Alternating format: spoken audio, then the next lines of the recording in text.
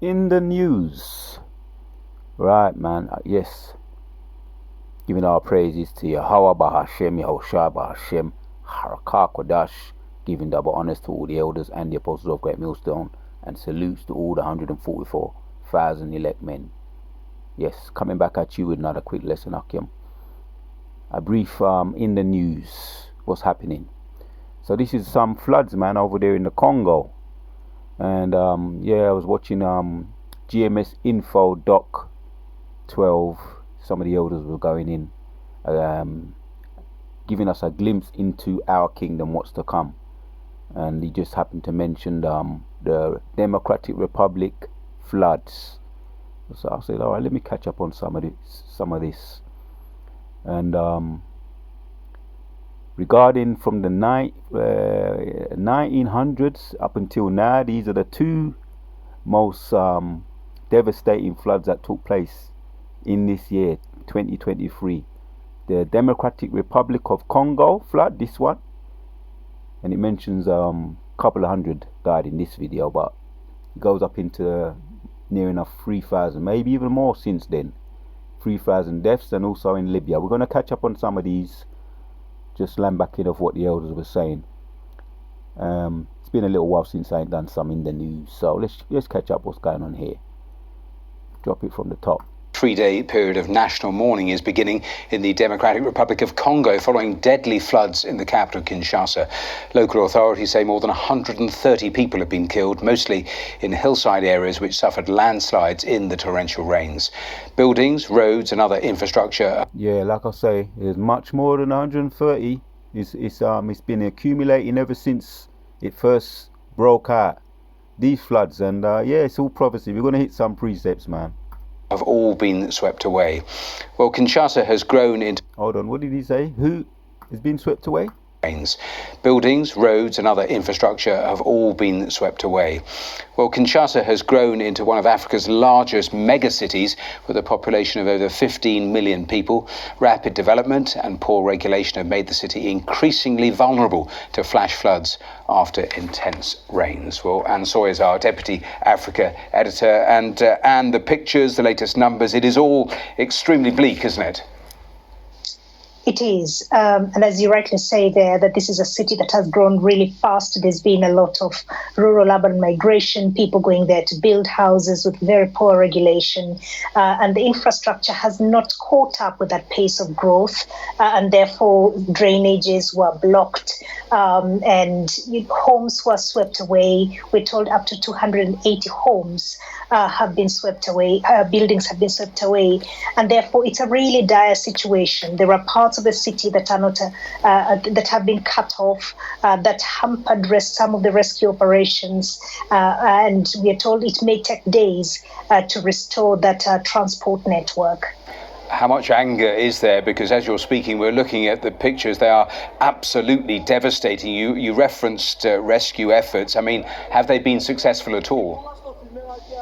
Well, there are people who've been taken to hospital, but then the major road in the city was cut off, and therefore there are people who've been cut off from some of the health facilities that would have been needed to help them. And so it's a really difficult situation on the ground. And as you say, yes, people are angry. They're saying that they blame the authorities squarely for this, for failing to ensure there are regulations that are followed when it comes to construction. However, the Interior Minister spoke out and said that some of the problem is caused by unsafe buildings which are archaic, and has ordered for the demolition. And in terms of the pictures we were seeing there and the response from government, realistically, is anything likely to change? Because as you were saying right at the start, this whole area is actually prone to these sorts of landslides given the way it's been built. It is, and there are areas where they are not safe for human habitation, they are not safe for construction of any kind, but then people went ahead and built there. And so there is, that trading of blame on both sides. However, in 2014, they realized that there was a problem that was building up. They came up with planning some of the urban plans to deal with the rapid urbanization. But critics say that those plans were never implemented, and therefore they have to go back to the drawing board. Some of the professional associations have been speaking out and saying that they blame this squarely on the authority. Have they been successful at? So they're blaming it on the government over there in the Congo. So I'm very familiar with some of these, these Congo people, them, in the Christian church, Jehovah's Witness. There's a whole heap of them up in there, the tribe of Judah, the Judites. So they're saying unsafe buildings, everything, roads, houses, cities, villages, all been devastated, everything. So that's like a complete leveling. That's all they're saying. They're blaming the government, and poverty, so-called third world countries, but ultimately it's the Most High's judgment upon you. So ultimately it's the Most High's judgment upon you. And since the 19s up until now, 1900s up until now, these are some of the worst, devastating. There's two of them. The Democratic Republic of Congo, that's one we just looked at. Way more than 130 died, up into the 3,000s. And then you got this one here in Libya flooding, right? The two most horrific floodings up until now, since the 1900s, up until now, the most horrific floodings with some of the most highest death rates regarding floodings. We're not even talking about earthquakes and tornadoes and hurricanes. We're just talking about the floodings. So it's high up there in the chart. Most High's turning up the screws. He's turning up judgment, man. Let me see what's going on here with this CBS Morning News. Police in Libya say thousands are dead there after a massive storm flooded coastal communities. I'll catch it from the top.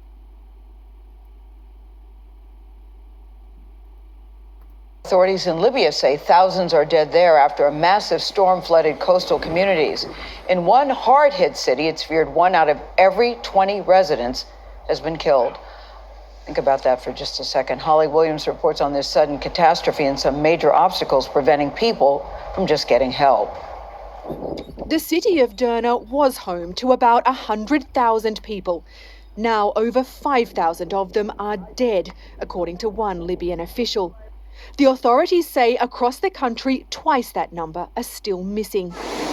Storm Daniel, which killed 15 people in Greece last week, swept across the Mediterranean. Oh, let me catch that again. Say up to 5,000 dead in the city of Derna after dams were destroyed. Let me catch that again. Some statistics.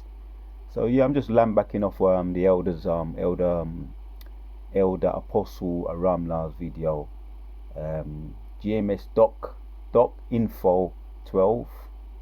The channel, the video was a glimpse into the kingdom. We ain't gonna be getting none of this in our kingdom, man. This is just a sign that this is the end of their kingdom. Jacob is the beginning of it. Esau is the end of the kingdom. Jacob is the beginning. After that followeth. So this is what Yahushua spoke about when he's on the earth in red letters in Matthew, Mark, and Luke. These are the signs of his presence. And yeah, Luke 21 talks about lift up your head when you start to see these things taking place. The end, and your deliverance is near. Storm flooded coastal communities. In one hard-hit city, it's feared 1 out of every 20 residents has been killed. Think about that for just a second. Holly Williams reports on this sudden catastrophe and some major obstacles preventing people from just getting help. The city of Derna was home to about 100,000 people. Now over 5,000 of them are dead, according to one Libyan official. The authorities say across the country, twice that number are still missing. Storm Daniel, which killed 15 people in Greece last week, swept across the Mediterranean Sea, causing 2 dams to burst just outside Derna. This was the city last month, and this is the aftermath. Floodwaters broke the banks of the river and smothered entire neighbourhoods in brown silt. Buildings were torn down. Their residents didn't stand a chance. Some streets were left carpeted in bodies. Mustafa Salem said he lost 30 family members in the inundation. People were asleep, he explained. No one was ready. Libya's been torn apart by years of... You're in your bed, as what the elder was saying. You're in your bed, all comfort and cozied up on your mattress. And next thing you know, you're out there, floating out there in the deep floods, flash floods. That's why it's called flash floods. It comes in before you know where you are. You're just overwhelmed with water. And there ain't nothing like water when it's just running wild. There ain't nothing. Let me say something. But let me correct myself. There ain't nothing like the Most High's judgment when He turns it up upon you. As a matter of fact, let me hit that one, man. We're going to end off the video. Hebrews chapters 10:31 says, it is a fearful thing to fall under the hands of the living God. All you got to do is just send the elements after you if He wants to judge you. He has many ways to skin a cat. Sleep, he explained. No one was ready. Salem said he lost 30 family members in the inundation. People were asleep, he explained. No one was ready. Libya's been torn apart by years of civil war and competing national governments vying for power. But this is a different kind of chaos. Political rivalries may now hamper the rescue effort. Dr. Mohammed Al-Kabisi said the dead are laid out in the corridors of his hospital. Over 2,000 so far. Libya's people have survived conflict and violent extremism, but they weren't prepared for a natural catastrophe on this scale. On that scale, you survive war, you survive catastrophes of all different kinds, wars, uprisings, rebellions, but the Most High turned the last one upon you, the floods, which is how He destroyed all the rebels that didn't hearken unto this word in the days of Noah, the days of Noah's floods, a catastrophe. So this is all the judgment of the Lord. It is a fearful thing to fall into the hands of the living God. But we're going to end with this one. So since the 1900s, these are the two worst devastating floods that took place up until now.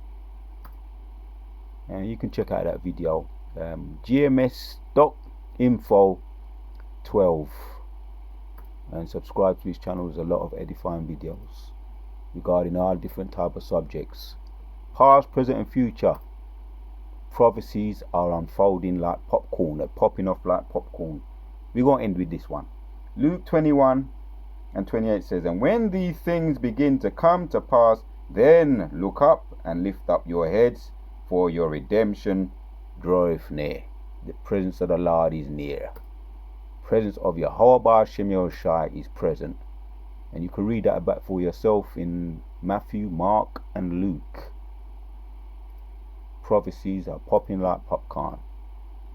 So I want to give our praises to Yahweh Ba'ashem Yahushai Ba'ashem Rakah Kwadash, the word that Yahweh Ba'ashem Yahushai put in the spirit on me to do this video, and salutes to all the 144,000 elect men and the Afwakim and the Wafbanyam, that's the elect men and women also, and the children that are in order in the Hebrew. We on to the next.